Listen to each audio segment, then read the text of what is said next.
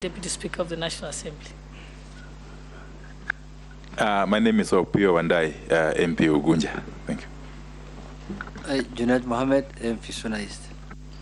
Owen Baya, MP Kilifi North. Robert Mbui, Kadhiani constituency. Rehab Mukami, County MP, Nyeri.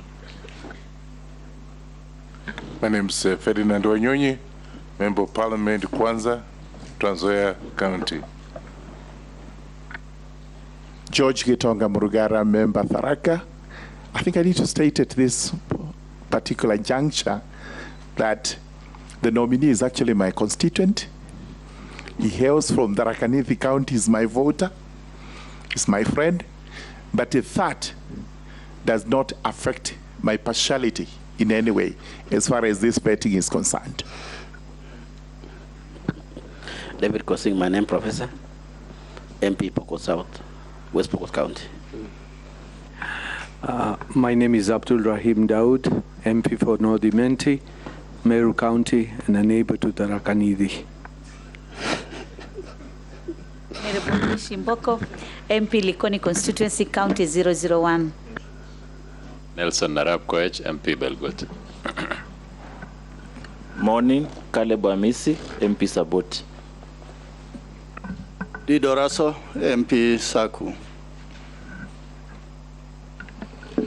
Abdishurie, MP Balambala. Mary Emasi Otucho, MP Teso South. Stephen Mule, MP Matungulu. Maria David, Nakuru Town East. Naisula Lesuda, MP Samburu West. Thank you very much, members. We also have the Secretariat led by our clerk. Thank you, Mr. Speaker. My name is Sarah Kyoko, the Acting Clerk of the National Assembly, and I have with me the Director, Appropriation, Audit and other select committees, Mrs. Florence Abonyo, and also the Deputy Director, Legal Services, Mr. Michael Karuru, and many other members of staff who are assisting this committee. Thank you, Mr. Speaker.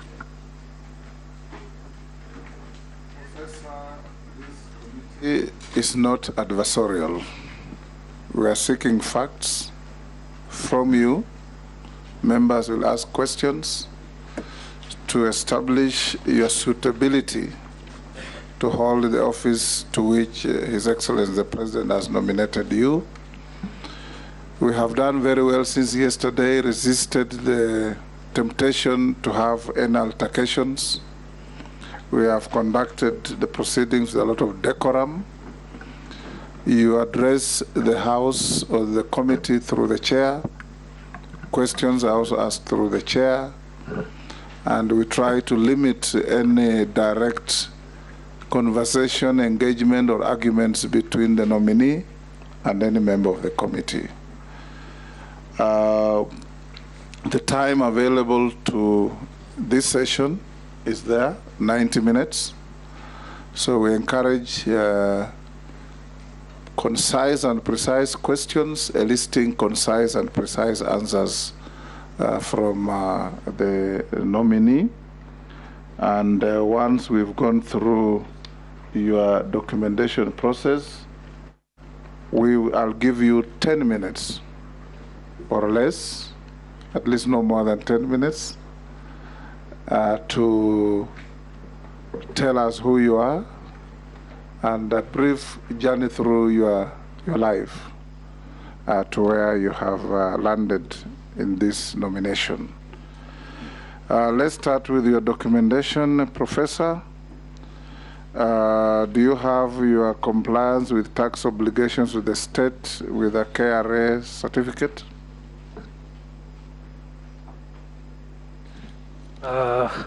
I'll ask you which documents, then if you have them, you'll give it to the officer standing next to you.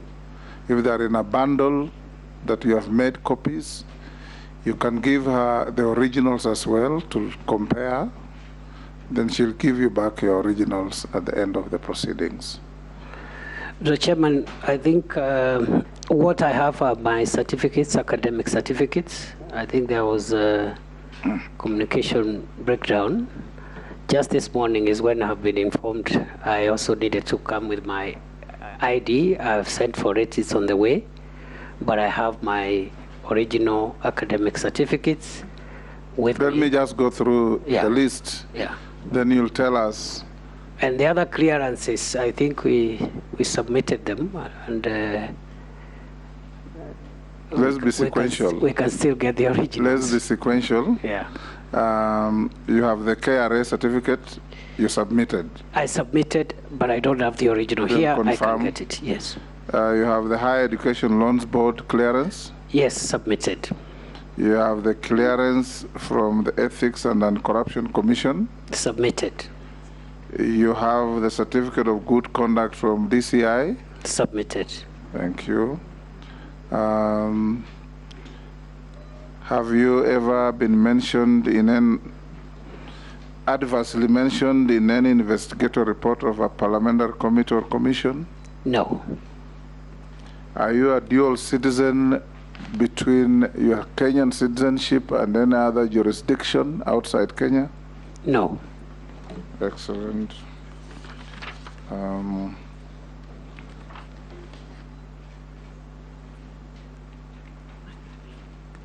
What is your net worth, Professor? My net worth is 544 million. 544 million. Shillings, not dollars. Kenya shillings? Yes. Excellent. Yeah, because Tanzanian shillings also could be different.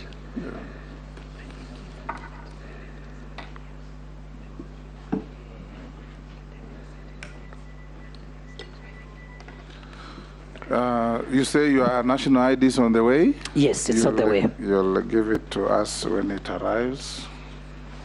I will...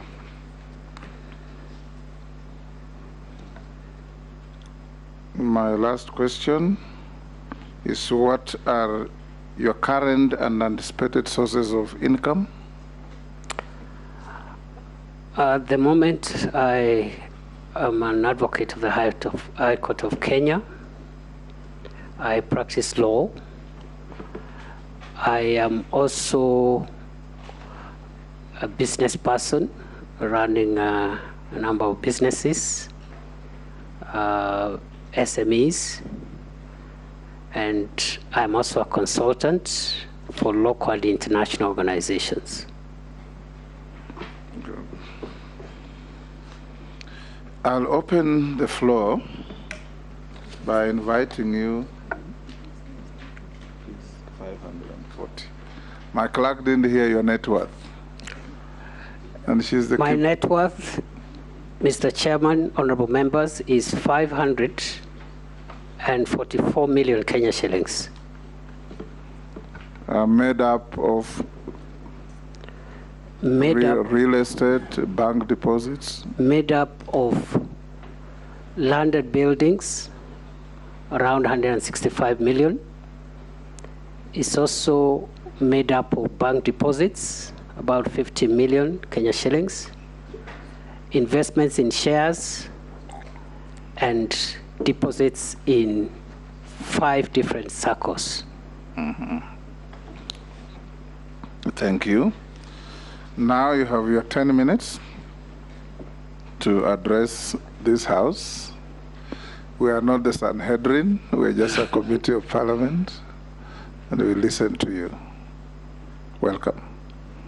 Thank you, Chairman. Honorable members, as I said, my name is Interior Kindiki.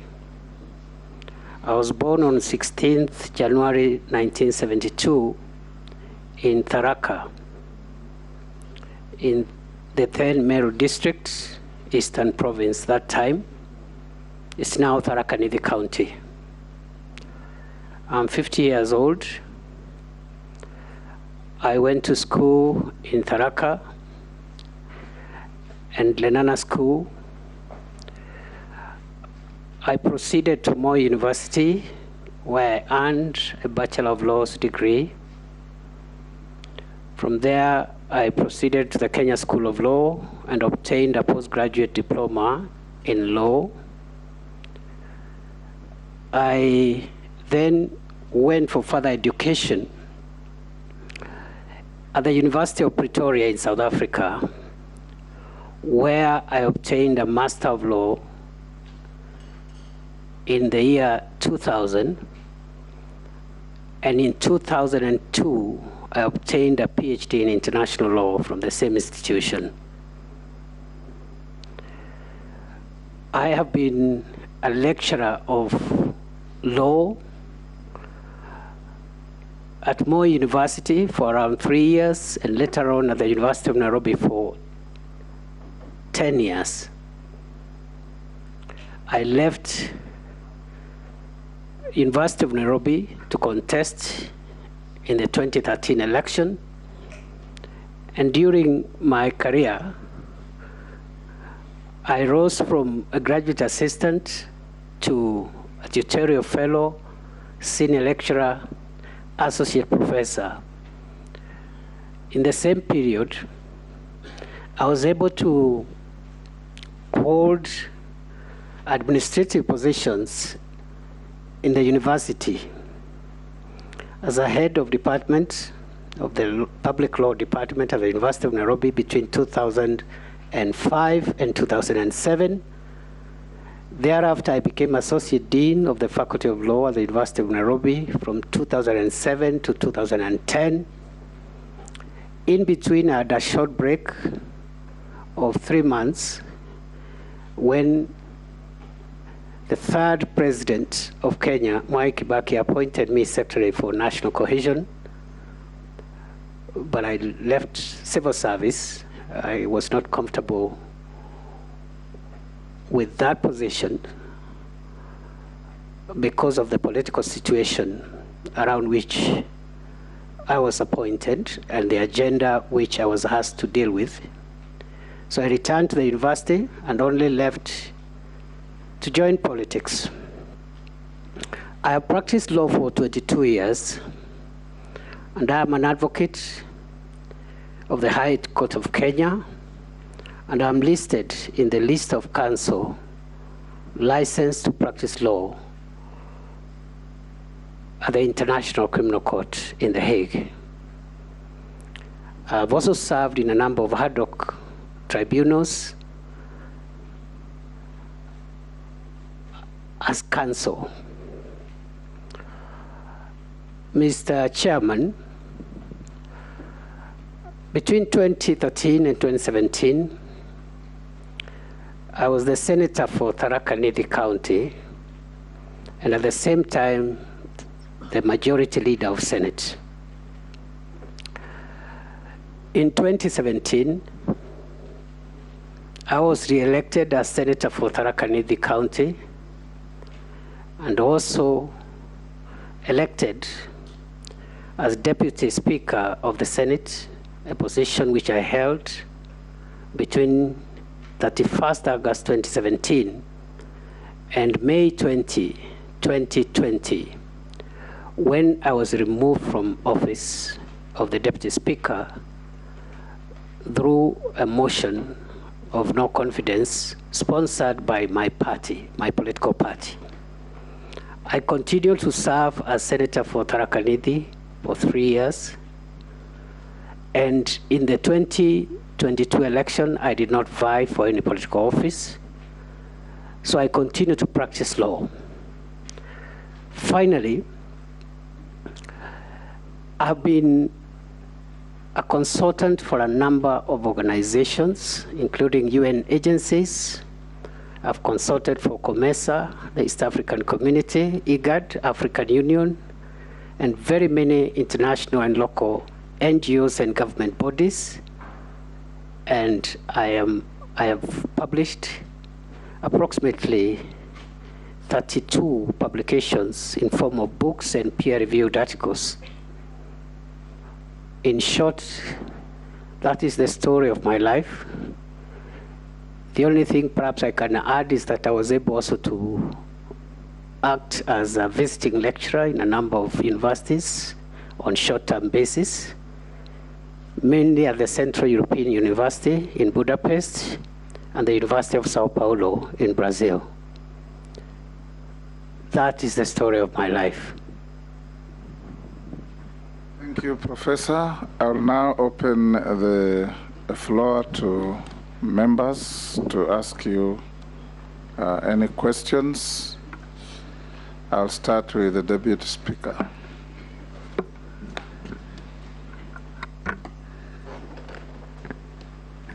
Professor Kindiki, congratulations on your nomination for the position of Cabinet Secretary for Interior and National Administration. Honorable Chairman, I wish to declare my interest, which is Understanding Order 90, that I recently served under the candidate as a Deputy Chief Agent. He was my boss. But I want to confirm that it will in no way affect my judgment or involve any bias on my part in relating to him. And now I go to my question, with your permission, Honorable Chair. Professor Kindiki, as you know, the National Police Service recently reported that 13% of the police officers suffer from mental illness. I wish to ask that whether you are of the view that the recruitment methodology should be changed to a more objective one, like having psychometric tests and having mental evaluation of the candidates, as opposed to the usual, checking their dental formation, their body structure, and so on. Never mind, it's not done professionally. So whether you think that is, what will you do about that when you hold this position? Will you change that? What are your views to transform this and to avoid the future problems of police shooting themselves and their colleagues? Thank you. Professor, take a record. We take questions in 4 batches, or rather in batches of 4. Then you answer, then we take another batches of 4. So I'll ask the majority leader. Thank you, Speaker. And apologies, I came a little bit late. I wasn't there for the introductions. My name is Kebani Shongwa, Member of Parliament for Kikuyu. Professor Kindiki, I see from your very good CV, you have a number of publications that you have published, and notably a lot to do with publications on the protection of rights. And my question will be based on some of those publications, Professor. And you will forgive me because your predecessor also came from academia like yourself. And we've seen him exercise power with a lot of hubris and a lot of arrogance, especially towards members of parliament, even in committees like this one. I would want to know, since you also come from academia and you're not a doctor yourself, now you're a full professor, are we going to witness the same hubris and arrogance, especially in dealing with leaders and other public officers? 2, in relation to those publications, you have witnessed the changes that have been done, especially at DCI, the management of certain units at DCI which are blamed for the killing of Kenyans and what would almost tantamount to genocide. And I see you have publications on genocide. What are you going to do, if approved as CS in charge of the Interior, to ensure that we shall never again in the history of our republic have to fish out bodies from River Yala or gather them from forests, from the Abadeas to Savo and elsewhere, in essence to end the gross violation of human rights of Kenyans through extrajudicial extermination, be they suspects of terrorism or whatever crimes, that you shall use your office to ensure that the rule of law prevails. 2 is on the Kenya Kwanza Manifesto. There's a commitment to review the salary and welfare of police officers in all cadres, including their housing and other issues, including the issues that are being litigated in court on the question of graduate officers and reinstating their salaries to where they were before they were reduced.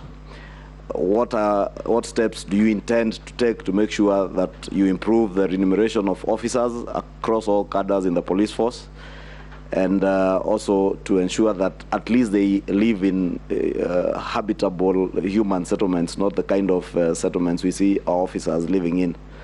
That will be my take for now. Yes, Opio and I. Thank you, Mr. Chairman. Professor Kindiki, for starters, you as a legal scholar of no mean repute, I must admit, would perhaps be the best person to comment on this before I ask my other question. If you look at the Constitution, Chapter 6 on leadership and integrity, and again, if you go to Article 10, on national values and principles of governance, would you agree with me that the Constitution sets certain ethical and moral standards on leadership that have got nothing really to do with criminal culpability? In other words, when you look at ethical and moral probity and criminal culpability, the two are perhaps mutually exclusive, because there's been a tendency for people to confuse the two, that for you to be disqualified to hold a public office, you must have been charged in a court of law and perhaps convicted. Yet the Constitution, in its letter and spirit, doesn't really call for that. It's really, maybe comment on that before you answer my other question, which is on the small matter of an inquiry by the Public Accounts Committee in the year 2015. That was in the 11th Parliament, I think. Later on in the 12th Parliament, I became the chair of PAC in the National Assembly for 5 years, and therefore this information came to my knowledge. Now, there was this matter that touched on your law firm, whereby some payments that were proceeds from the NYS scandal then, a scandal that cost taxpayers about 1.6 billion Kenya shillings. Some payment was said to have been made to your law firm from a company that was at the heart or at the center of this scandal, a company going by the name Out of the Box Solutions. Or later on, there's also some further payment from that same company. The initial payment was 500,000 shillings. The second payment was 15 million Kenya shillings that went through your law firm under not very clear circumstances, if I may call them so. Or perhaps now that you are set, or you intend to, if approved by the House, to occupy one of the most critical dockets, which will be in charge of the instruments of violence controlled by the state. It will be important for you to clear this matter so that you can start on a clean state. Thank you. Robert Mbui. Thank you, Mr. Speaker. This docket that the nominee has been nominated to is extremely important, considering, of course, it deals with national security. Now, I have two things I would like to confirm. First, there is an observation I want to make that in the run-up to the last general election, you were one of those that were vying to be a running mate in the Kenya Kwanza coalition. And that is in public domain. And you really fought hard. Up to the last minute when a decision was taken that was not in your favor. Now, after that, there were comments that you made publicly. And one of them was actually an implication that you are going to go on some kind of sabbatical leave. But we can see you're already actively involved now in service to the nation.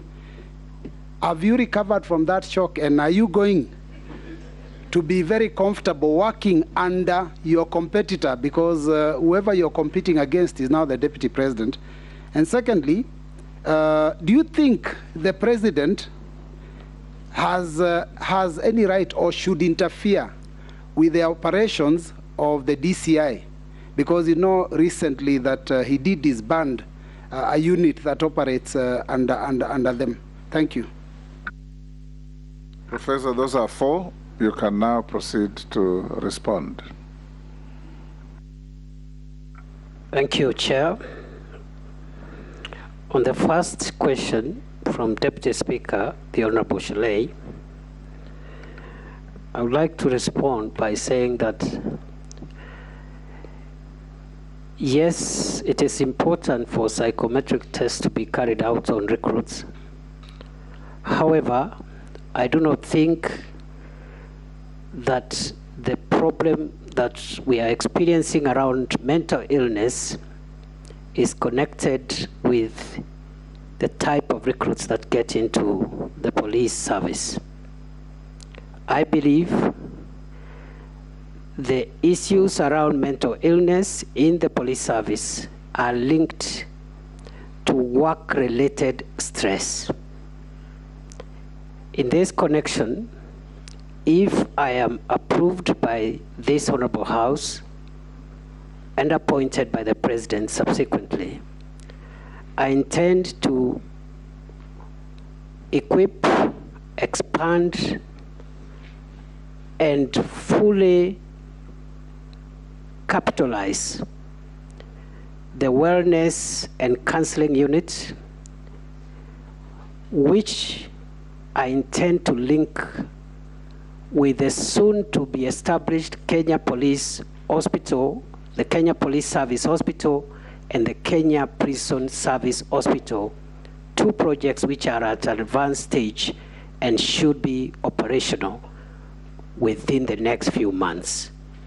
If you have those hospitals in place and are functioning, well-equipped, well-human resourced, wellness and counseling units, you will be able to prevent cases of a psychiatric nature that lead to mental illness and sometimes fatal accidents involving police officers and their families.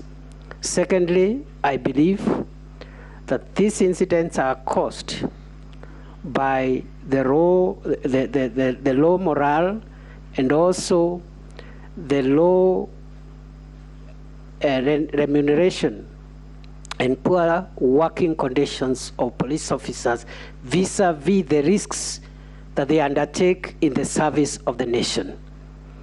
And to finalize on that, I'll combine it with one of the questions that was raised by the Honorable Leader of Majority, which is to say, I intend to vigorously fight for the welfare and improved terms of service for police officers as well as prison officers because of the critical nature of the role they play in securing our country. I know the current administration has committed in its manifesto to review the terms and other welfare issues, including housing and mortgages. I will be the #1 champion to have that part of the manifesto implemented fully so that you can instill better morale, better working conditions, and a happier Kenya Police Service, a happier Kenya Prison Service. Secondly, Honorable Speaker, the Honorable Leader of Majority asked me whether I would be proud and arrogant. The answer is no. I believe that the ultimate trait of leadership is humility. And most people tend to confuse humility with cowardice. The two are not related. We'll be humble. We'll submit ourselves to all authorities, starting with the appointing authority, His Excellency the President, my colleagues, but also arms of government, including this House. And I say this with a bit of pride because I've been a member of one of the Houses of Parliament for 10 years. I do appreciate and recognize the critical role that Parliament plays in oversighting the executive and also pushing for accountability within government. I will remain a servant not only of this country, but also of the institutions that have been set up under our constitution and our law, so that I can effectively discharge my mandate as Cabinet Secretary for the Interior and National Administration. I will obey summons and invites and comply with all directions of Parliament and relate well with my now former colleagues, because it is a symbiotic relationship, and the services we offer from the executive, from the legislature, from the judiciary are services to make our country better, and they are symbiotic and related. I will not be proud. I'll be humble, but extremely firm, because this docket is extremely sensitive, and all the other sectors of the nation rely on a safe country. So humility should not be mistaken for cowardice. I'll be extremely firm and ruthless with the wrong people, because 99% of our people are law-abiding. The 1% that are lawbreakers, will be extremely ruthless with them, and we will speak very little about or with them, and will act decisively, ruthlessly, to ensure our nation is secure. Honorable Speaker, Chairman, the third question on Chapter 6 raised, I think also the Majority Leader had asked about salaries. I have answered that question, and welfare. The Leader of Minority, the Honorable Pio Wandai, asked about Chapter 6 vis-a-vis its place in the Constitution. It is true that Chapter 6 behoves on state and public officers to exercise the highest levels of integrity and to refrain from any conduct that may put the office which they serve in public odium or ridicule. It is also true that our Constitution in other parts, the same Constitution in other chapters, requires that persons who are accused of committing crimes must be taken through due process before any punishment or action is taken against them. Therefore, it is my view that there is no contradiction between the values and the very high moral standards that are anticipated under Chapter 6 and the very particular requirements of due process and fair trial which are provided in other parts of the Constitution. This is my take. That Chapter 6 was intentionally left that way, so that on the one hand, we have a moral imperative where public officers can exercise their conscience, and even when the law does not demand, they can even leave office or step aside or even retire or resign from office based on their conscience. And I think it's not an idle chapter, because I think in this country increasingly it will be very difficult for people who do not meet the moral and ethical standards that are set in our Constitution to operate. So that chapter is there. But on the other hand, there are the bedrock principles of criminal justice and human rights that require that if you accuse someone of committing a crime, it is important that due process first is carried out, because the danger of people using the instruments of state to accuse others falsely is extremely, extremely likely. And people can abuse the criminal justice system just to accuse other people, get them out of the way, and then achieve what they wanted. So that balance must continue to exist in our view, in our Constitution. It is not contradictory, it is complementary. On the question of my law firm, I would like to respond as follows. With regard to the PSC report, which has been referred to by the Honorable Pio Wandai, I have practiced law for 22 years. I have never been involved in any professional misconduct whatsoever. With regard to the report which he is talking about, reference was made to a payment which was made to my law firm of 500,000 shillings. That payment was not made by any company, leave alone a company that supplied NYS. It was made by a friend of mine and a colleague called Onesmus Kipchumba Murkomen. And this is the story. Onesmus Kipchumba Murkomen owed me 500,000 shillings, which I had lent him. And I went and asked him to pay me back. And he wrote me a check. That's it. Period. As to the 15 million shillings of the Honorable Pio Wandai is saying, I am not aware. I think he's confusing my law firm with another law firm. I'm very clear. I am extremely clear. And I would like him to clarify, Mr. Speaker, because this is a public process. I don't want to live here with Kenyans imagining that I obtained 15 million shillings from the proceeds of crime. 500,000 shillings, was I paid? Yes. By out of the box? No.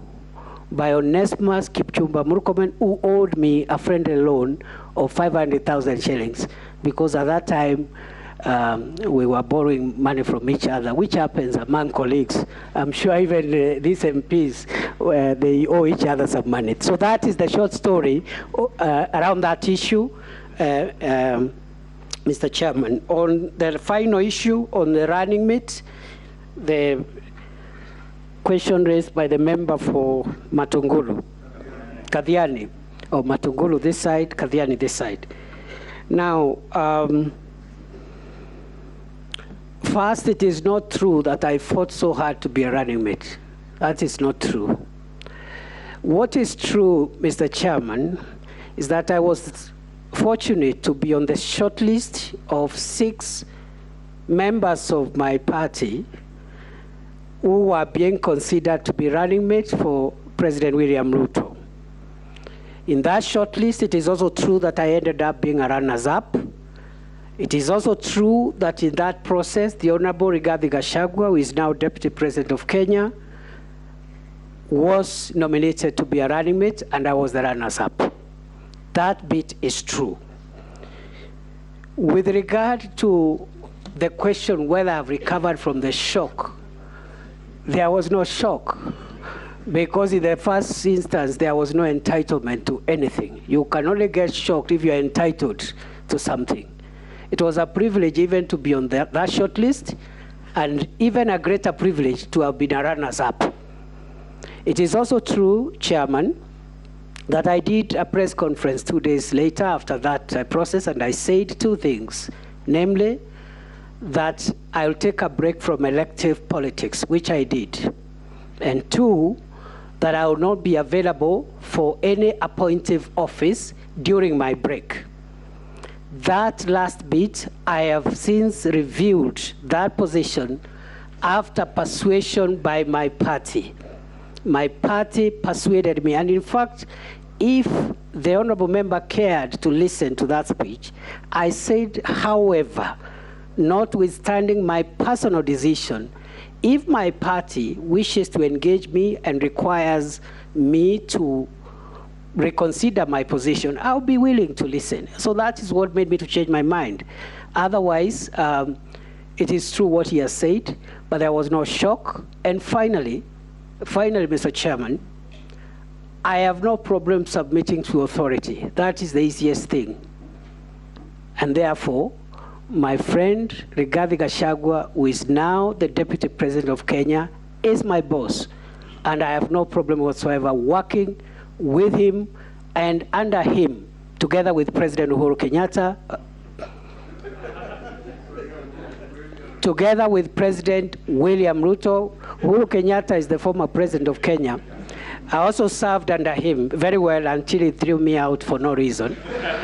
So I'll be more than happy to serve under President William Ruto, Deputy President Rigathi Gachagua, all my colleagues, all arms of government, and I'll be a humble servant of Kenya, the people of Kenya, and there is no shock, there is no nothing, there is nothing Thank you, to discuss. Professor. Thank you. The next batch of 4, Owen Bayer, Shurie, Naisula, and Gikaria.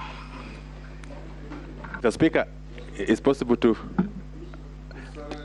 clarify, clarify something that the Honorable Professor Kindiki Kiture had raised. Actually, the fact is that the 500,000 shillings was through a check drawn by Singoei, Murkomen, and Sigei advocates to the law firm of Kituri, Kindiki, and Associates. And the data was Kipchumba Murkomen. And the 15 million, just to clarify further, was in favor of Singoei, Murkomen, and Sigei advocates. But this company was one which was dealing with the two companies, with the two law firms. The out-of-the-box solutions is the company which was at the center of the investigations. Thank you. Mr. Speaker. I think it is. No, sorry, Mr. Speaker. Debate. So if you hold just on, Professor. 1 second, because I think if you allow me, yes, that clarification by the Honorable Pio and I is extremely important. I have said before this committee chairman, I had a relationship, a debtor-creditor relationship with the Honorable Kipchumba Murkomen. He paid me using a check. Where he got the money or who has paid him, I don't know. I have never known. I will never know. That should be what goes on record. What is on record is that the Honorable Pio and I has recanted the 15 million payment, and he has without saying so. And he has made it clear that it was a payment to a firm that has nothing to do with you. Yes, isn't that so, Pio? Actually, that's the position. That's the position. Yes. Let the chips rest where they fell.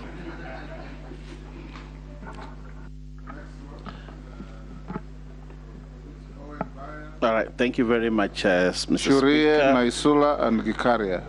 Thank you very much, Mr. One Speaker. question each. Okay, and Chair, Professor Kiture Kindiki, you have very well said that you're going to be a very humble but very firm CS if approved, which I appreciate. I also want to take the line that my boss here has said, that the former ministers have been very powerful. But I want you to choose to be a helpful minister, not really a powerful minister, and a facilitative, not a frustrative like we have had before. But within that context, please give us what is your vision for this Minister of Interior and National Administration, and what is your strategy? What do you want to achieve for the betterment of this country? On that line, Mr. Speaker, I would like to ask the nominee. The chiefs in this country have been facilitated by wazee wa vijiji and wazee wa nyumba kumi, and they have been effective because of this lot. But the previous administration refused to recognize the wazee wa vijiji and wazee wa nyumba kumi in law, and refused to remunerate them. And they live as paupers, but they're very helpful within the mainstream administration. What is your vision? Are you going to get them paid, recognized, or are you going to refuse to do so like your predecessor did? I brought a bill to Parliament to try to pay them, but your predecessor refused. Are you going to pay wazee wa vijiji? Are you going to recognize them in law so that they can continue to do the good job that they are doing? I thank you. Shurie. Thank you, Chair. Bwana nominee, there's questions which have been asked about the long and tedious procedure of vetting persons from border communities when they seek identification and travel documents. How do you plan to facilitate access by all Kenyans to these crucial documents that are a constitutional right? Thank you. Thank you. We should emulate that batch. Naisula, follow suit with one question. Thank you, Chair, but I'll request for your indulgence because what I'm about to ask is something that I know many of us share in this committee. And I constantly get the feeling that office holders responsible with matters security don't really understand or even are willing to comprehend the pain and losses caused by insecurity in the North. Cattle rustling is seen as a tradition and a people's backward culture. Kindly allow me to put this into context, and actually I pray for God's strength as I present this. Just yesterday, when I was undertaking this very important national duty, I received a text that criminals from my neighboring constituency, that is Tiati, ambushed herders, injured one person, and drove away with cattle. As if that was not enough, the criminals continue to be bolder by the day. This morning, they attacked again. As we speak, they have killed one person. 2 people are missing, one who is actually my staff, and they've stolen goods. On a normal day as a leader, I would have dropped everything, including this assignment, and rushed to my constituency to condole, bury, and have local security meetings. Then back to Nairobi, go to OP, we get a chopper, we go for security meetings, and we come back to Nairobi. Calm is restored, then reiteration attacks, most likely from my community, will take place, and the cycle continues. And this is the daily life of a typical pastoralist living along the border of another pastoralist county. The only time as a country we behave shocked or surprised is when we lose our security personnel, and only when we lose more than 2 or 3 lives. When will one life be too many to lose in the northern parts of this country? It should never be lost to us that at one point we lost over 42 police officers, and the only thing we have to show in Baragoi is a monument with the names of these fallen heroes. As a leader, I don't run away from my responsibility and have been consistent and diligent. But nominee, I am tired. I am honestly tired, and Kenyans are tired. What do you intend to do differently from your predecessors, away from the usual rhetoric and threats?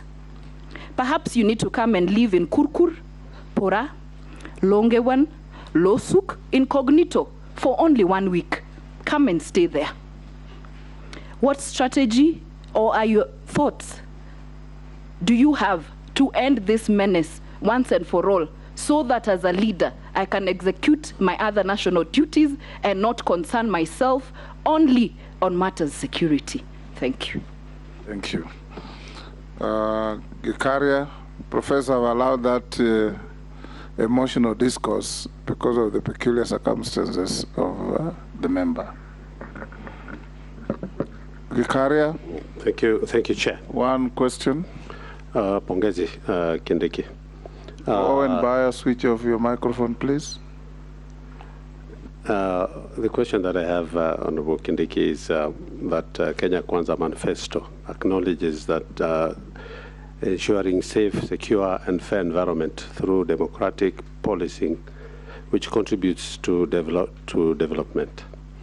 What measures will you put in place to revive community policing initiative in urban areas and restore the public trust in the National Police Service? And I'm saying this because at the same time, maybe you can give us what constitutes a criminal gang that is supposed to be, to be banned, you know, like these criminal gangs. In my place now, there is a gang called Confirm, and it is really bringing a lot of insecurity issues within the.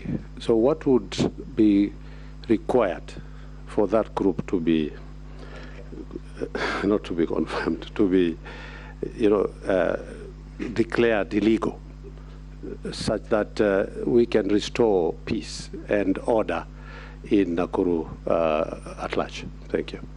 Professor, those are 4. You can respond. Thank you, Chair. On the first one, I promise to the nation and to the House, to this committee, that I will do what the Honorable Baya has recommended, which is to be a helpful and facilitative minister on this very sensitive docket. My vision is to transform the national government administrative structure, NGAO, from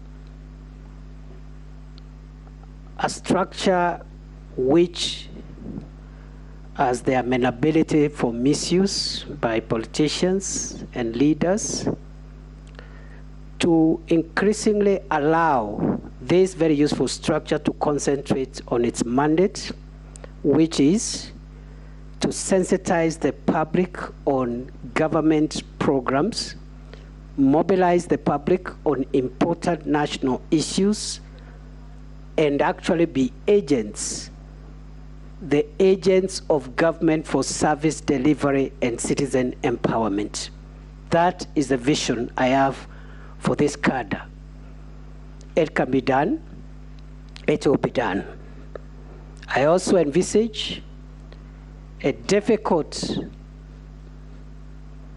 project of trying to improve the relationship between our police service and citizens, because there has been over the years broken relationship and trust deficit between the police and the public.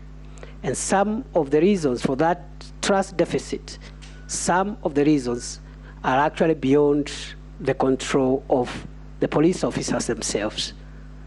The poor terms and conditions, the lack of facilitation at the service delivery points. For example, you have over 600 police stations without a penny in terms of AIE. You want that OCS to arrest a suspect. It is up to that OCS to feed the suspect and take them to court. You want a DCI officer to record a statement. They do not have money even to buy a notepad or a pen. So some of the things we blame the police officers for are actually caused by lack of a working environment that is suitable for delivery of services. So I intend also, in line with the Kenya Kwanza bottom-up model of delivery of services, to use the police station as the service delivery point and work from there upwards, as opposed to relying only on the top commanders in terms of trying to understand the working environment in which our police officers work. With regard to Nyumba Kumi, I am a firm believer that this is a very critical organ within our security architecture. The kind of requests that have been presented by this cadre are very modest, actually, including 500 shillings for 2 meetings a week. That's 1,000 shillings a week. It can even be 2 meetings a month. And using the budget that is already available, we can cut down on non-core expenditure and make sure we deploy some of the resources to be able to appreciate this very critical cadre, which is at the bottom of the pyramid of our security architecture. With regard to community policing, Honorable Gikaria, I agree that there are a number of organized gangs in many of the urban centers in our country, with some form of permanence, organization, and command structure. And therefore, perhaps those are details we need to share so that we can, if there is a consistency, and these elements exist in the people committing those crimes in Nakuru, we can be able to support you and the people of Nakuru to make sure that we get rid of these people. With regard to the last issue on cattle rustling, I agree with the Honorable Naisula. The Honorable Naisula speaks on behalf of about 67% of Kenya's territory, the Kenya of the North. The Kenya of the North includes the North Rift, Northeastern, parts of Tana River, and some parts of the coastal strip fall in that category. A territory that is largely facing very serious insecurity. And allow me just to address the issue of banditry in the North Rift. I have been instructed, subject to this approval process, to make sure that we deal with banditry once and for all in the North Rift. Therefore, what am I going to do?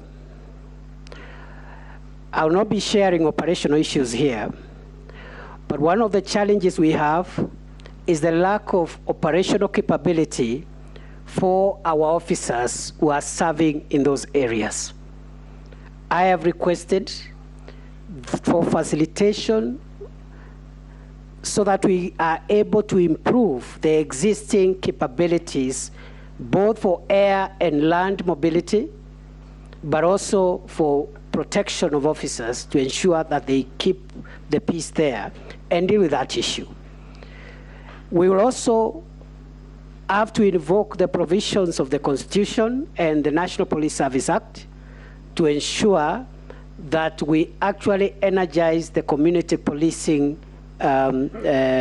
program to make sure that we don't just rely on soldiers, on officers who are just posted there and they do not even understand this terrain.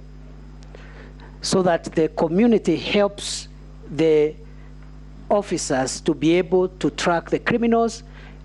And in the meantime, as we venture into that collaborative community policing initiative, in the meantime, you'll allow us to do what the law says should happen to criminals.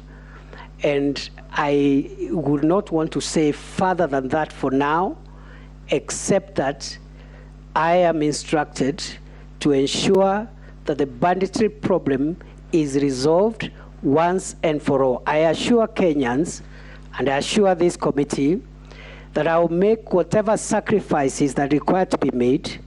I will stay focused until this problem is over. Even if it means, Honorable Naisula, coming to live in the North Rift. Not for a week, not for a month.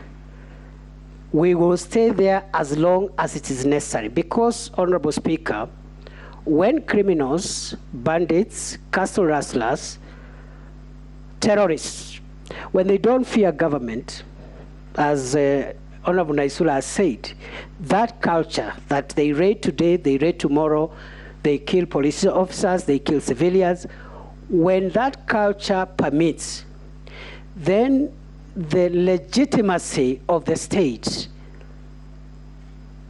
is at stake. So we'll do whatever it takes. As soon as I take office, the number one assignment is to ensure we set free this country from criminals, from bandits, terrorists, and cattle rustlers, not through press conferences. We will speak less because security does not require speaking. But I also want to assure the nation, the Honorable Chairman, we will follow the law. We will respect the Constitution.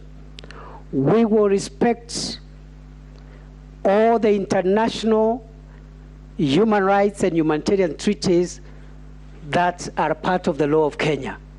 But we will still do the job, because in some of the most secure countries, ruthlessness with criminals is matched with the respect for human rights. So law-abiding citizens don't have anything to fear. There will be no extrajudicial killings. There will be no abuse of human rights. but we will do to criminals what needs to be done for them under both national and international law. The next batch of Shuria's question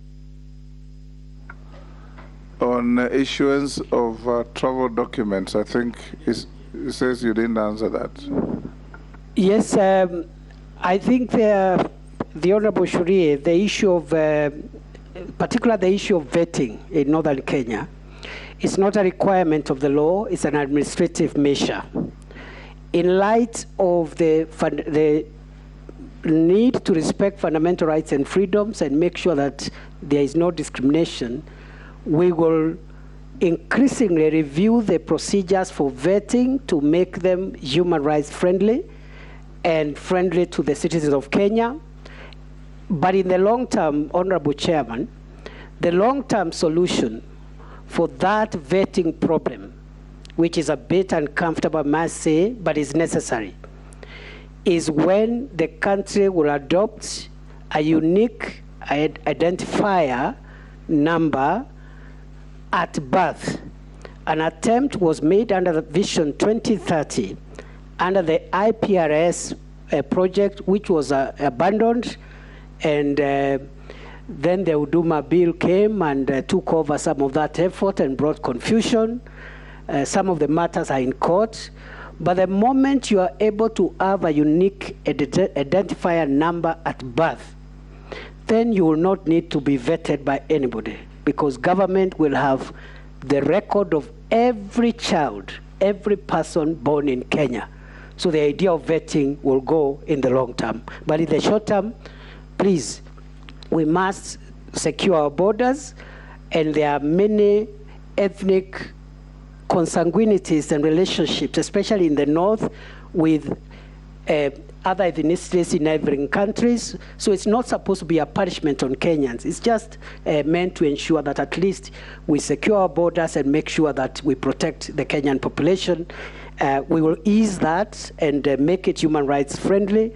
Eventually, that has to go when that project on an integrated population registration system is complete. Posing Emase Raso Koech.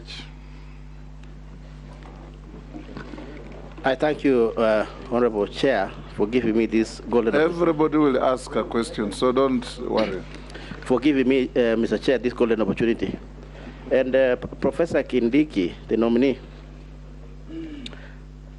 if this committee sees it fit to approve you, and the House definitely then agrees with the committee, if that happens, you are coming at a very interesting time. Very interesting time, Professor Kindiki, when this country is facing myriads of threats in terms of insecurity. But allow me to ask you, Professor Kindiki, what new thing will Kenyans be expecting from you, and particularly from the area you say 67% of the place, and North Rift, and specifically where I come from? I can feel Honorable Lesuda. But let me ask you, Honorable Professor,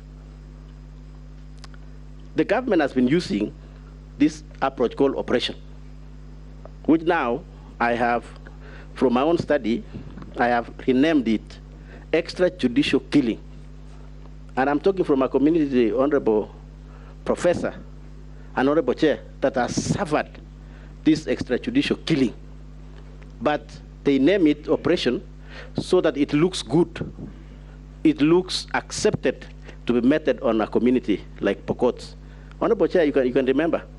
The worst one was in 1984, where almost 25% of Pokot were exterminated through that operation, Honorable Chair, through the same strategy operation. The worst, and the latest was 2015, 2016, when people were massacred, abducted, never seen, Professor Kindiki, up to today, never seen. No question asked. And even the worst, Honorable Chair, it's going on now in Tiati. People are missing. People are getting lost in the name of operation. Because that kind of community, Professor, has been profile for many years. And therefore, they have become like the bunching back, or it is true to do an operation in West Pokot. So you wake up, and in fact, that might be your measure, performance contract. If the first thing, you hit. So Professor Kindiki, these are people of Kenya. They have served. What new thing will you bring, Honorable Kindiki? Finally, Chair. More than your bite. Finally, Chair. Yes. The normal norm in Kenya is, if you want to become a police in recruitment, you must pay money to be recruited. That is the critical and biggest issue, Honorable Chair, if you allow me, that Professor Kindiki, knowing his background, must come and deal with it, Honorable Chair, so that people can feel they can be recruited fairly without selling land. I thank you, Chair. Emase? Thank you, Chair. My concern to the nominee is on addiction and alcohol abuse. Addiction and alcohol abuse is on the rise, and it is a crisis. So my question is, what are you going to do to address this menace? The issue of narcotic drugs. How are you going to manage to tackle the issue of trafficking of drugs? And Chair, just allow me to echo the issue on IDs, because I come from a border constituency, that is Teso South. If you're going to Uganda, members will pass through my constituency. I welcome you. And our men have married from Uganda, from the diaspora. So I have a situation where we have grandmothers. These ladies were married 20 years ago, 50. Up to today, they're being treated as foreigners. They cannot own property. They cannot get IDs. This process is so tedious, it is long, and I will be following, assuming we approve you, I think that's an area I'll be following up on you to see whether it can be improved so that these women can be recognized. So that they can own IDs and they can own property and they can enjoy all other services as Kenyans. Thank you. Russell.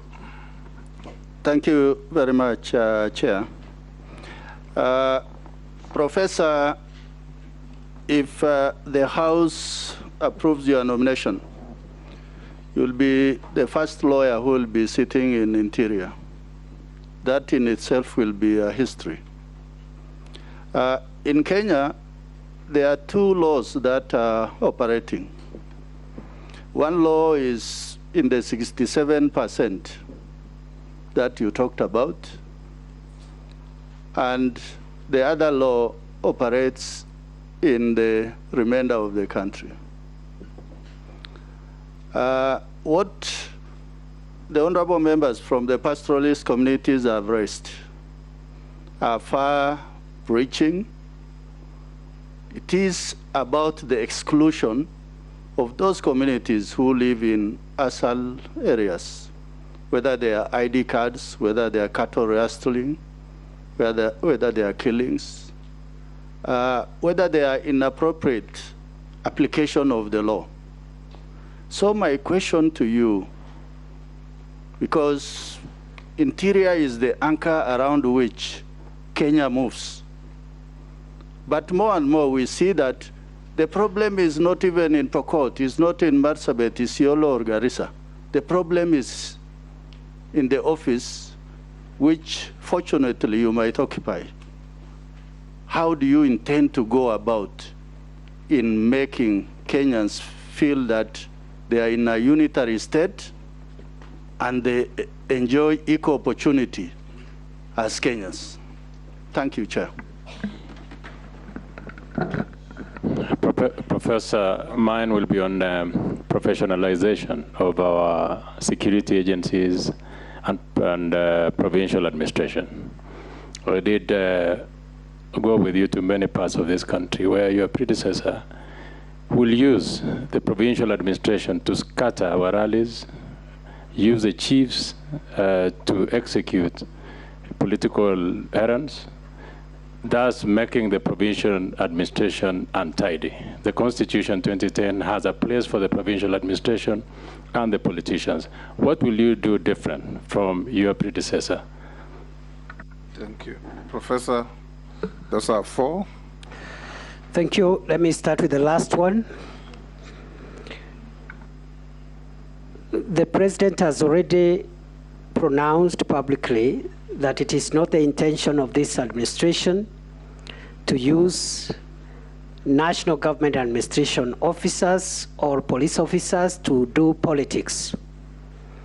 Taking cue from that pronouncement, which is as it should anyway, we, and I can say I, subject to the approval by this House, will refrain from interfering in any way whatsoever with the decision-making independence and operational independence of the police, but at the same time, I'll refrain from giving any instructions to the national government administration officers to facilitate the politics of any political party, including Kenya Kwanza, because that is against the Public Officer Ethics Act. It is also against the Ethics and Anti-Corruption Act. It is unethical for a member of the National Government Administration Office to support the activities or the political activities of a political party, and to use the instruments that are supposed to be used to protect citizens and their property to propagate the political activities of any political party. With regard to the issue of cultural lasting again, which has been repeated by the Honorable Kosing, one, there is need for enhanced capability. You remember in 1996, this country lost a district commissioner, Mr. James Nyandoro, when the helicopter he was flying, as he was trying to track cattle which had been stolen in Turkana, was shot down by bandits. When I talk about capability, I mean the need to modernize the armed personnel carriers, both land and air carriers, because the kind of carriers that require to get criminals out of the caves and gorges are the type that cannot fall under the fire of these bandits. I know a case has been made that violence is not an option, and I agree. But it's one of the options. It's one of the options. It's not the only option, but it's one of the options, because what language are you going, what discussion are you going with a criminal who has stolen 100 cows from an innocent person and is hiding in a gorge? What is he doing in a gorge in the first place? So you flatten the gorge to start with. Then now you can, because what is he doing in a gorge with people's livestock? So that is one of the issues, the issue around capability, including personal protection of the young officers that we send sometimes, and even the more experienced ones. I've seen a GSO officer was shot the other day, somewhere in Baringo, shot dead in the line of duty. And then, so some force has to be used. But I have also assured the nation we'll follow the law. The Honorable Didaraso is right. I am a lawyer, and not just a lawyer. I'm a human rights lawyer. That's what I trained in. Even the most established democracies must use violence to protect 99% of its citizens against the 1% that want to destroy our democracy, period. I have no apologies to make about this. That is the law. We will respect human rights. There will be no extrajudicial killings, but criminals have to be faced as criminals, period. And crimes have no ethnicity. Crimes are not political. Even if a politician is committing a crime, he's a criminal. A lawyer committing a crime is a criminal. a doctor committing a crime is a criminal, and they belong to no ethnicity. But I also agree there are other methods that have not been used maximally before, like community policing, like enhancing the capability of Kenya Police Reservice, most of whom were disarmed in the north, remunerating them so that also these KPR, again, don't get tempted to misuse those firearms because they are hungry, and also other interventions, including a Marshall Plan.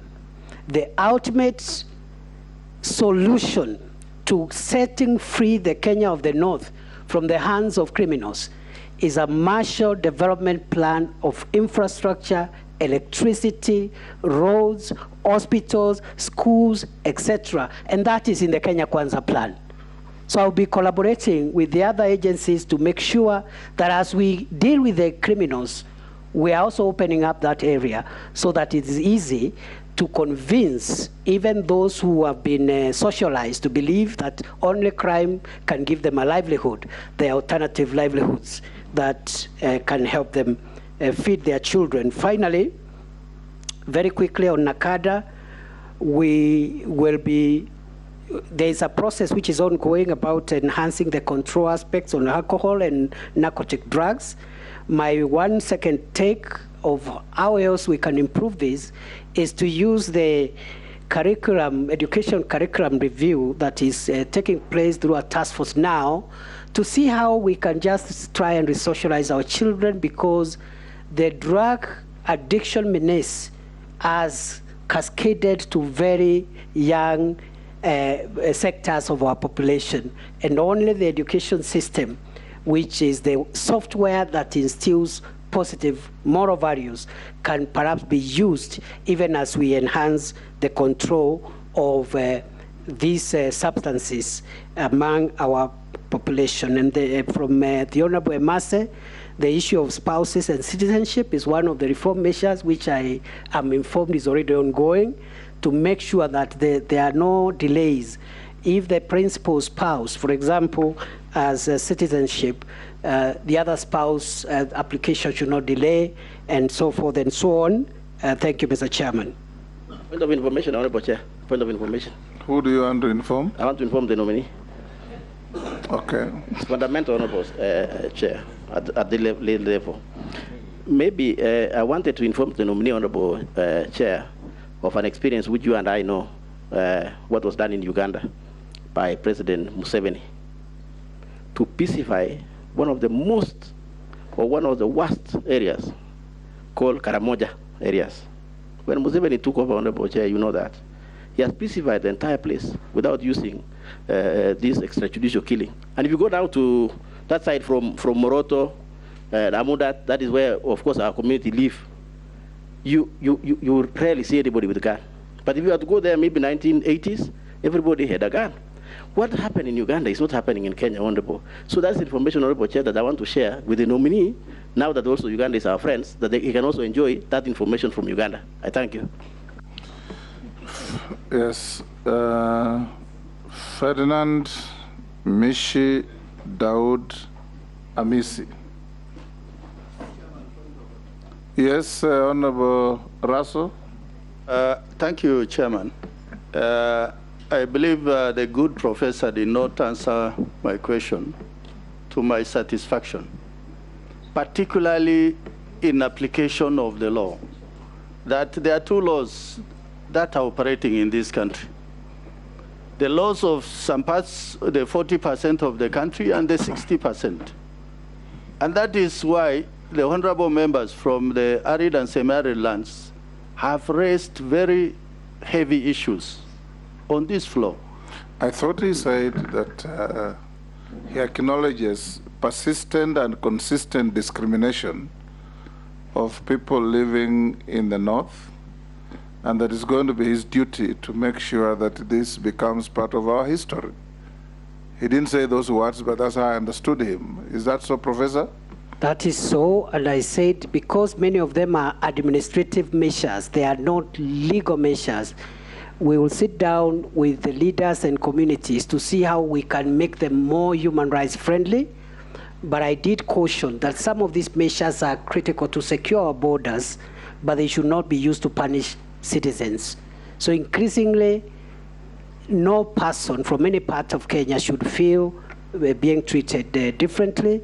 And so I will be seeking the support and counsel from the leadership from these areas to see what can be improved without hurting critical aspects of national security. The next batch of 4, Ferdinand, Mishi, Daud, and Amisi, all honorable members of the committee. Each members. I want to, on the behalf of the police service, National Police Service, ask you a question about the review of their terms of service. I think I've been complaining that poorly enumerated, and that's why I think some of them are involved in the bribes and, of course, the killings that we see. What do you intend to do on their terms of service and particularly the payments? Thank you. Thank you. Mishi. Thank you, Honorable Speaker. Honorable Speaker, first on a rider on Emase's questions, I would like to ask the nominee that how are you going to do to destroy the cartels and the syndicates in the police forces who collude with drug barons? And my question will be on the small arms. Honorable Speaker, I understand Kenya, Rwanda, Tanzania, and Uganda created the Regional Center on Small Arms in the Great Lake region. And they also established Nairobi Protocol with the aim of ensuring that they reduce illicit small arms proliferation in the country. But despite that, what we have witnessed in this country, that any Dick and Harry, anybody who wants to access firearms, he can access those arms. And that is why we have rampant insecurity in this country. What measures are you going to put in place to ensure that only those people who are authorized and they seek permission from the relevant department in the ministry, in the relevant ministry, that they can access firearms so that we can reduce insecurity in this country? I thank you, Honorable Speaker. Thank you, Honorable Mishi. Amisi, oh sorry, Dawood first. Thank you, Chair, Mr. Speaker. To the nominee, Professor Kindiki, the previous administration established a lot of sub-counties or districts, locations, and boundaries have been an issue between many counties, between my county and your county, Professor Kindiki, as well as counties in Nyanza and Rift Valley.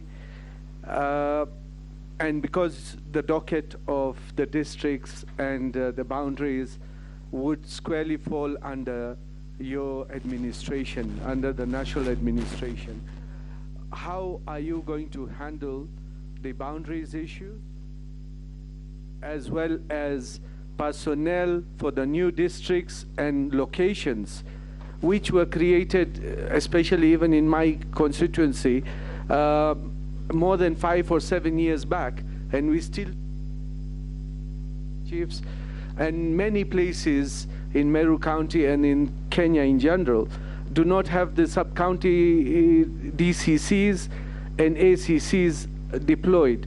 So that's what I want to ask. I know between our counties, you were in one of the meetings together with the governors and the members of parliament regarding the boundary issue between Tharaka, Nithi, and Meru County. I want to know how you will handle this matter. Thank you. Thank you. Amisi? Thank you, Chair. The issue of refugees, you've written articles on refugees. I saw it somewhere. And the repatriation of refugees and closing of Dadaab refugee camp was a hot topic in the previous regime. How are you going to handle it going forward? Are you going to revise the decision that was made before in regard to that? Influx of foreign nationals is also a big issue here in Kenya. We are going towards regional blocks, East African community expanding, African Free Trade, African Continental Free Trade Area. We are opening up our borders too much, and in long run, we are going to be overflown. Remember what has happened in South Africa because of opening up borders. Then you start having xenophobic attacks to foreigners. Close related to that, the NHIF of the police officers has been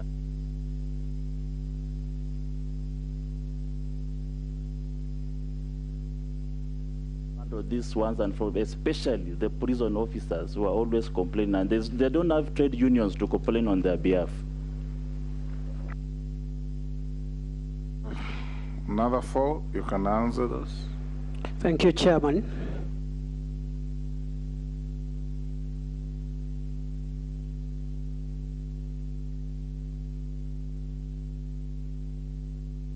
Within the Kenya Kwanza manifesto to review the terms of service for the police officers, and some of the complaints that the officers make about their working conditions are actually right, they are correct, they are justified. So we shall be looking at how to handle that within the resource constraints of the country, and also within the independence and mandate of the Salaries and Remunerations Commission.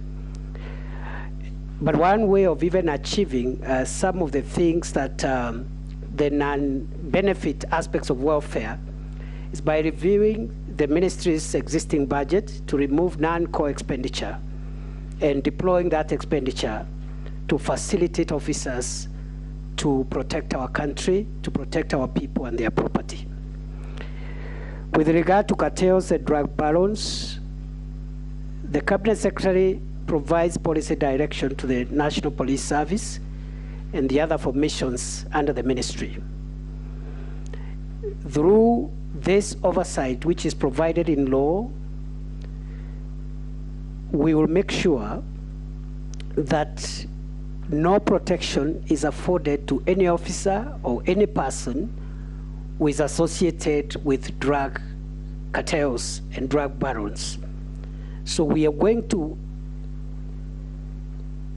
perform our duty to provide the policy oversight on our forces. Because when the instructions and policy direction come from the top, it's easier to manage than when there is none. With regard to proliferation of small arms and light weapons, I would like to respond as follows. That one, we may have to review and look at the framework for licensing of firearms in this country to ensure that the right people are the people who are licensed to carry firearms. Secondly, with regard to firearms already in possession of, in the hands of criminals, we will have to review our policy on disarmament, demobilization, and reintegration to ensure that we mop out firearms in the wrong hands. And this is associated with the program that we discussed earlier in this session about how to ensure that we pacify and make it peaceful in most of the countries where bandits are reigning supreme. With regard to sub-counties, all sub-counties, locations, sub-locations which have already been established by law should have personnel. So I'll be sitting with all leaders who are representing areas which have this kind of needs, and this will be something that we'll implement with immediate effect so long as a sub-county has been gazetted in accordance with the law and the locations and sub-locations have been created in accordance with the established procedure. With regard to boundaries, the Constitution of 2010 froze the review of boundaries and applied the Districts and Provinces Act of 1992 But the Constitution also in Article 188 requires a review of boundaries, county boundaries, through a process which is independent from the electoral and boundaries process. So some of these historical issues will be resolved through that way. But in the meantime, the struggles around boundaries are normally struggles that are fueled by political leaders. What I know from my experience as a leader is that there are genuine grievances among citizens about ownership of property. And therefore, the ongoing reforms on the land information management system that will provide the cadastre of the entire country will help remove these issues on who owns which property, because there are some people with title deeds on top of other people's property.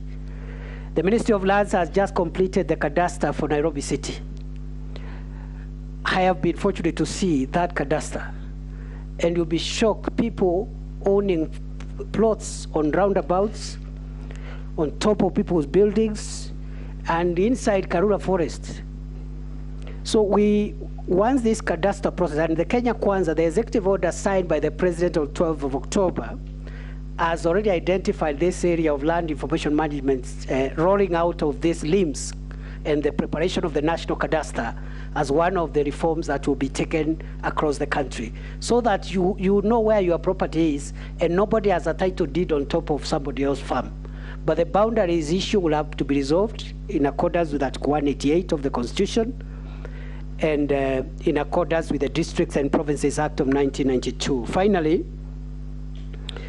on the issue of refugees, the traditional methods of providing durable solutions to the refugee problem, namely voluntary repatriation, local integration, and resettlement to third countries, the ministry will pursue them a little more robustly, especially considering genuine cases of local integration for refugees who have lived in this country for 40, 50 years and are not under any negative security profile. There's no need of sending somebody home who was born here and is 55 years old. He's going home, he's going to a country just to die. He's going to a country of his death as opposed to a country where he has lived all his life. But we'll couple this with the resettlement and as well as voluntary repatriation for those who want to voluntarily return to their countries. Thank you, Mr. Chairman. Thank you. I'll now give the floor to the Honorable Mukami, Morugara, and Mule, and Deputy Speaker. Thank you, Chair. The nominee, Professor Kindiki, congratulations. Professor, Kenya has been experienced numerous disasters in the past, ranging from bomb blast, terror attacks, floods, collapsing of buildings, to name but a few. Whenever these happen, it only confirms lack of preparedness. Despite having a national emergency response unit, as the cabinet secretary in charge of this unit, what measures will you put in place to raise the level of preparedness to respond effectively to the emergency and national disaster? And finally, through the chair, Professor Kindiki, you come from our region. Our children, our future generation, are getting finished because of alcohol. I don't know what you are going to do, and I am praying if God give you this chance to serve as a cabinet minister, I'm praying, kindly try, if you go to our schools and in the surrounding areas, our children are finished. Thank you, Professor Kindiki. Thank you, Mr. Chairman. Your voter. Yes, thank you, Mr. Chairman. Actually, it's the voters who have sent me to him to ask these questions on their behalf, and they are listening. You're entitled to one. No. This, you have to indulge me because of, but I'll be very fast in asking these questions. Number one, it's from the border riders, the school bus drivers, and everybody. It is welcome that you are going to improve the terms of service of the police officers, including their remuneration and housing. However, we know as a matter of fact that on every road, these officers do erect illegal road tolls, roadblocks, and stops so that they can extort money from poor citizens of the country, including border riders.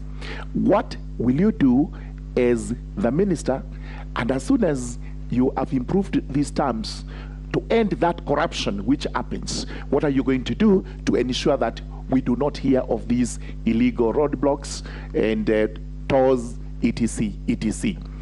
Number two, the police officers themselves are asking. We have a huge shortage of police officers in the country. The ratio is possibly 1 to 6,000 persons, which is not acceptable because the world standards are about 1 to 300 people. Do you have any plans whatsoever to increase the number of police officers in the country so that security per person is enhanced? From the area managers, this is their question, because I took a petition for them to Parliament. It was passed, but that was the end of it, and now you're going to be on this seat. The smallest unit of administration in the country is actually the village. This is where we find a person called area manager, who is supposed to be the president of that village.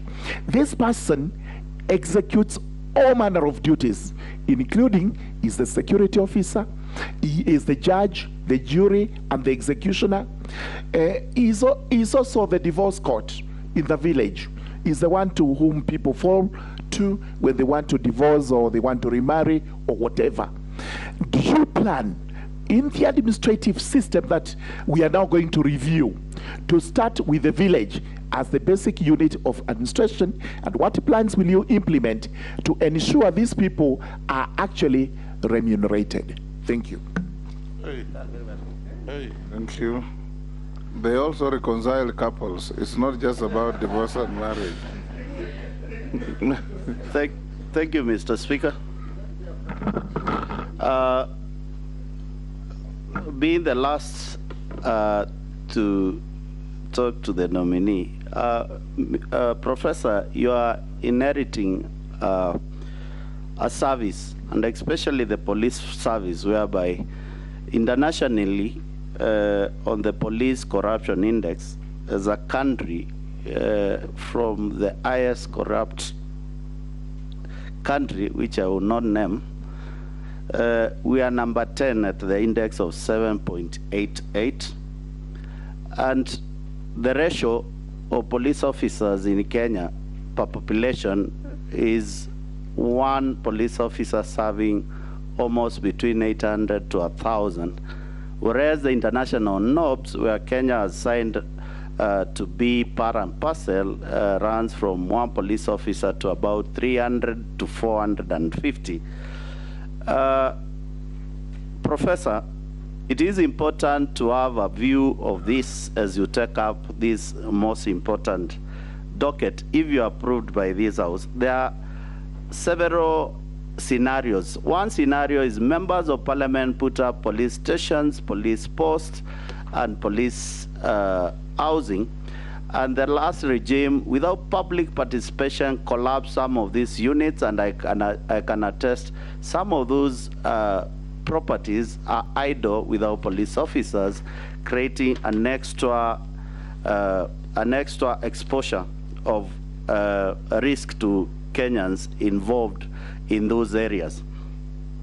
The new policy of, I want to find out from you, what new policy will you put in place on recruitment of police officers?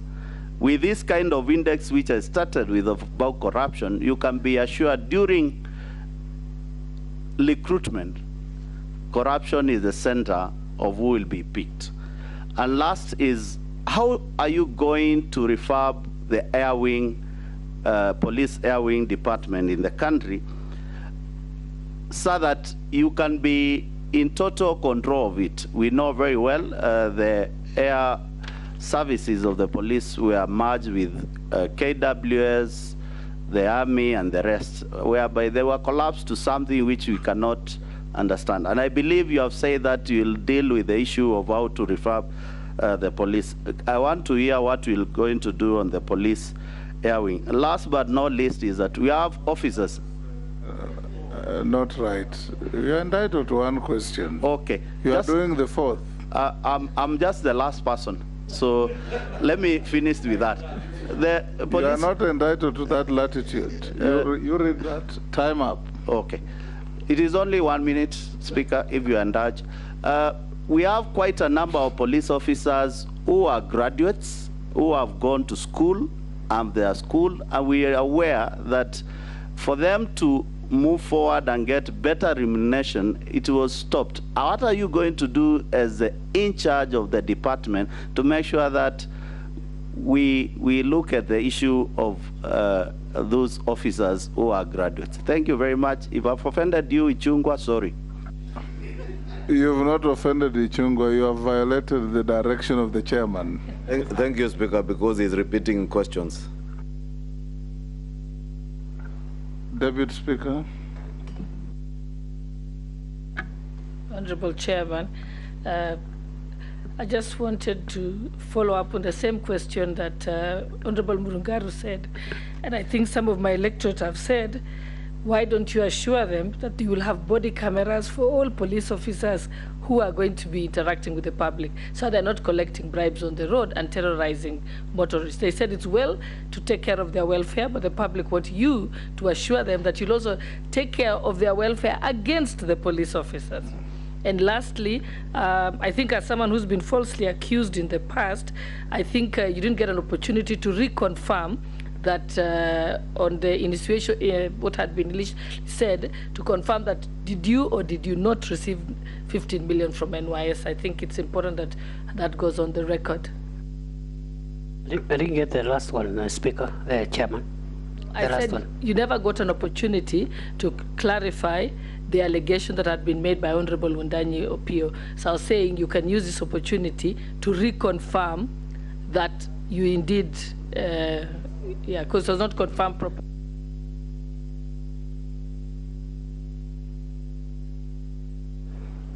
Go ahead, Professor. Thank you, Speaker. With regard to disasters, the Security Laws Amendment Act of 2014 made a lot of progress with regard to providing a multi-agency responses to security concerns. We have the country has a humanitarian disaster preparedness and response mechanism, but that has not been well anchored in the law. My objective is to make sure that the same is properly anchored in law, but above that, to integrate the civilian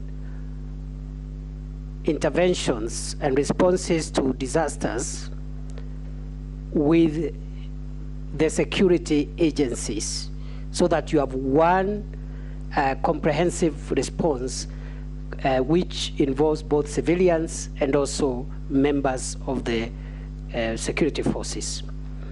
With regard to alcohol, I think it's a national problem, as I have said. And I think instead of the top-down approach to the fighting of illicit brews, we may need to start conversations in the areas most affected by this menace of alcohol and drugs from the communities to help us generate the solutions. Because in the past, there have been very violent and decisive crackdowns on illicit brews and alcohol, and perhaps the results have not been very, very successful. With regard to border borders and school buses, I am aware that the National Transport Safety Authority is working on policy on the transportation through border borders, transportation of school children and the use of school buses, and also transportation of dangerous goods. And that can be a good opportunity for us to define what traffic police can or should do. But on the direct question of roadblocks, I think the issue of roadblock is an outdated policy of traffic management and policy. We should move towards the digitization of road safety management to ensure that people who violate traffic rules are electronically identified and are also electronically punished, so that you don't stop not just school children, you also don't stop not just border borders, but you also don't stop somebody coming from church with his family, and because of overspeeding, exceeding the speed limit by a few kilometers per hour, you book them in a police station until the weekend is over, when you'll take them to court. There are easier ways of electronically dealing with those management of road safety. So we'll be following up on that. And those spikes and whatever are things Kenya should move away from. They don't look good. They even are sometimes causes of accidents and lack of safety on the roads. With regard to the issue of area managers, it is my view, I believe, that area managers should be compensated for the work they do without affecting the budget, because again, the resource pass continues to remain the same and the needs are increasing day by day.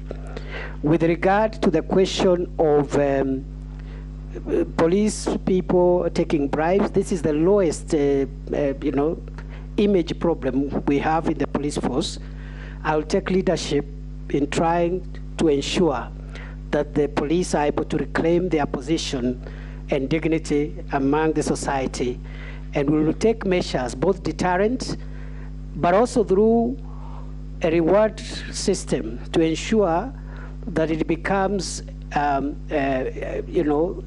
corruption becomes something that can be, it's an exception within the force, by encouraging a reward system and a name and shame program within the force. With regard to prison services, yes, the reforms that we intend to do in the police service will also happen in the police prison service. And in fact, since the departure of the Honorable Mudia Warriors, Minister for Home Affairs, prison reforms have stalled. And this is an area which I think we require to be looked at afresh, with a view of making sure that these places become places of rehabilitation and correction of offenders, as opposed to places where people go to commit even further crimes when they are already in custody. Finally, with regard to recruitment, I want to promise this country and this committee that if I am approved as Cabinet Secretary for the Interior and National Administration, I will do whatever it takes to make sure that no Kenyan pays 1 shilling for their child who merits to be recruited within the police service, the prison service, and other formations under this ministry. Thank you, Professor. Let me also ask you just 2 questions. The first one, Professor, is the integrity of the Kenyan passport. The Kenyan passport is said to be one of the easiest to forge. Criminals from our neighbors, our brothers from West Africa, and many others. As foreign minister, I encountered cases where there were nationals of Zambia, Guinea, Nigeria, all these countries, in jails, particularly in Asia, China, Thailand, where narcotic crimes are punished very heavily.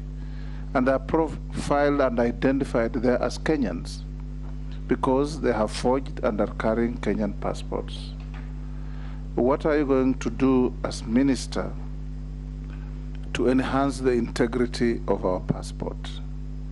Number two, in comparable jurisdictions, getting a passport is a right of every citizen.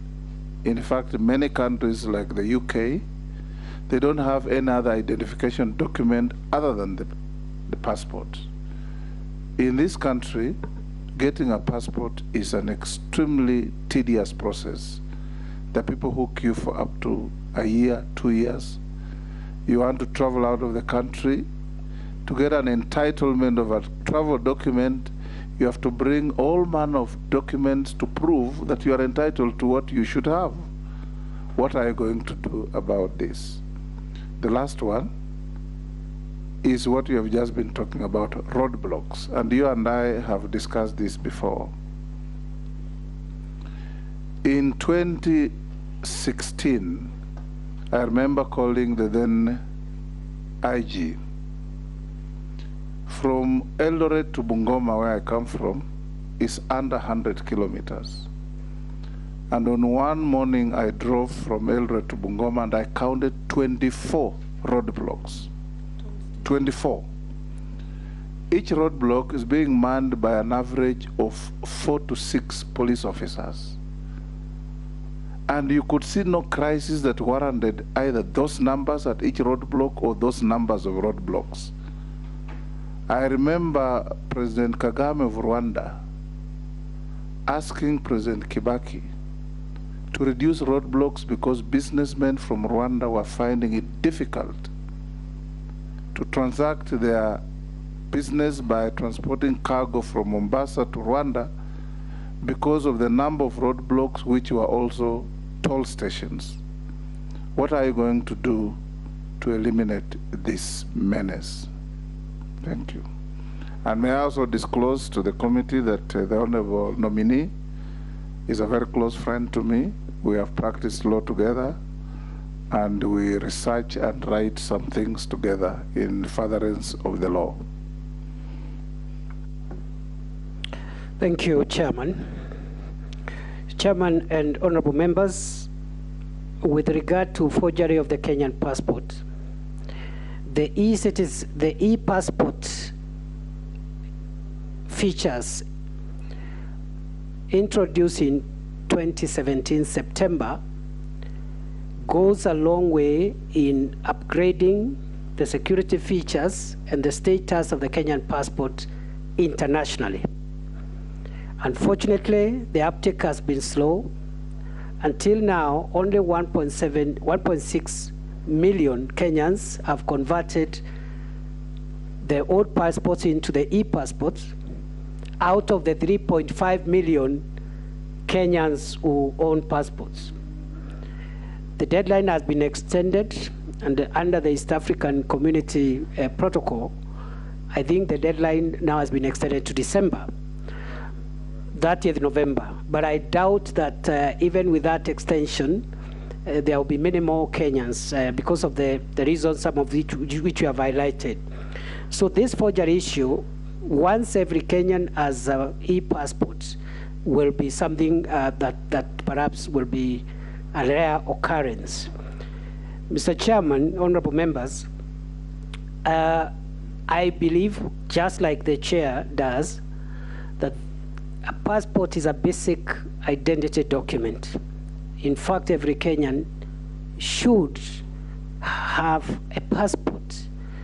And to this end, I believe also, in line with the Kenya Kwanza manifesto of a bottom-up approach and empowering people, one way of empowering people is to make people, even at the grassroots, empowered even to move out of the country for trade, for business, for whatever venture they may want to engage in.